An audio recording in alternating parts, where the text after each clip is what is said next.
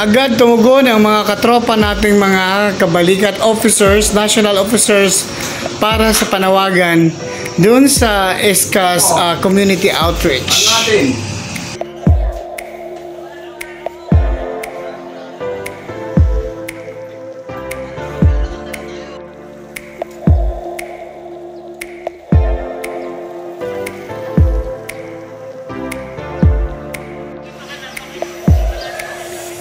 Okay, agad tumugon ang mga katropa natin para doon sa clean-up drive ng ESCAS.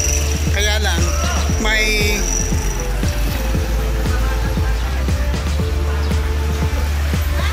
kasama daw si chairman. Kaya lang, yun nga, may bad news. Hindi daw matuloy. Kung ano mang kadahilanan, the show must go on. Tuloy pa rin ang tropa pumunta sa Dorian. Pero yun na nga, make sure next time na kung mayroon mang mga dissemination information, dapat gabi pa lang na i-correct na para hindi po magkakaproblema. Kasi hindi naman po tayo mga sundalo na isang hugot lang bunot agad. Kasi may mga kanya-kanya din tayong mga gawain, alam nyo na. Pero ganun pa man, sige lang. Kailangan gampanan ang sinumpaang tungkulin bilang kabalikat na always ready and always ready all the time.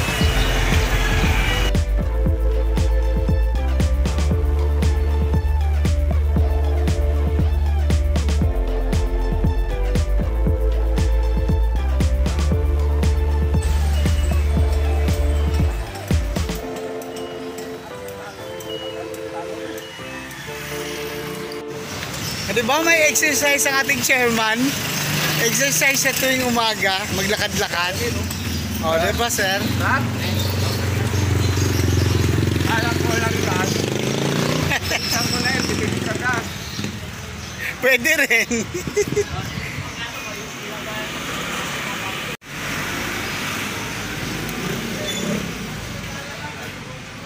Ano sir, laban na natin yan?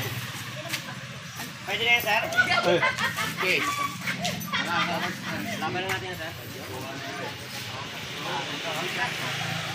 Sumakay si tatay. Ito ako lagi.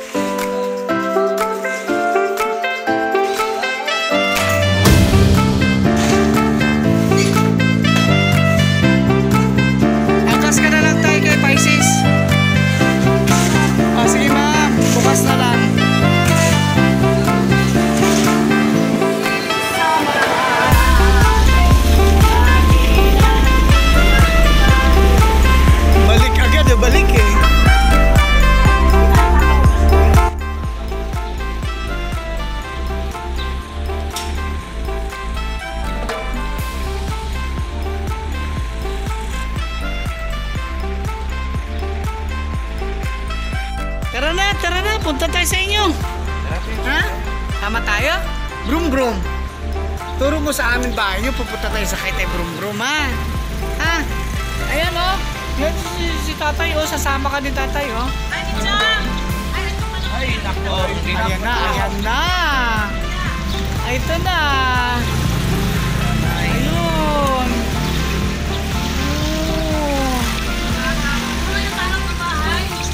Saan po sa inyo, Nay?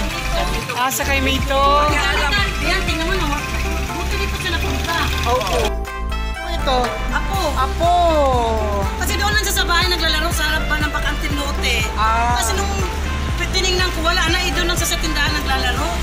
Maigi naisipan yung umikot. Kaya umikot ako, nakita ko si Kuya, Kuya, kutin ka muna natin. Ay, sige, Thank sige. you, Kuya. Okay, okay. Salamat. Halit, sakay na. Sakay na. Alright. Okay. Kukulong ko na talaga to. Wag! Okay. Salamat, sir. Akin talaga yon. Akin na yon. Salamat sa Barangay Talon 5 sa biglang pagtugon agad sa panawagan ng ating chairman para just in case. At malaking tulong na rin yung agad-agad may action kayo. Salamat po. Salamat po.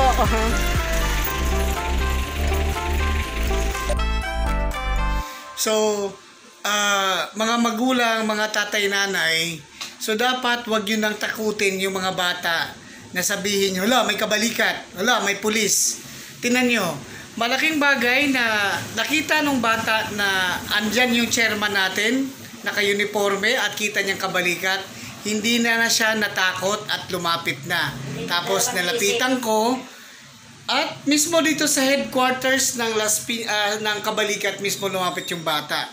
So, yung magulang, hindi na nahirapang mag-ikot kung saan-saan kasi kita niya kaagad, tumugon agad yung barangay ng Talon 5 para tumulong, hanapin yung mga magulang kasi yung bata hindi nakakapagsalita ng maayos. So, isang lesson dyan is that hindi natin pwedeng gawing panakot ang kung sino man, kabalikat, kapulisan, or ano-ano mang bagay para yung bata hindi lalong mas natatakot kung ano man yung sinasabi natin. So, tama po yan. So, ganun na lang po ang gagawin natin. Kahit ipis, huwag niyong takutin. Wala, may ipis. Kasi magkakaroon ng phobia yung bata. Pakita lang ang ipis, napophobia na sila. So, walang dahilan. So, alam nyo na, ma-record yan sa utak ng bata. So, hanggang sa paglaki, marirecord ng utak ng bata yun. So, iwasan na natin kung ano man yung bagay. Mas lalo nating imomotivate ang bata, para paglaki nila, kita nila yung importansya ng mga volunteer ng kabalikat or mga kapulisan. Kita nila yung kung gaano kahalaga ang mga tao na nasa paligid nila.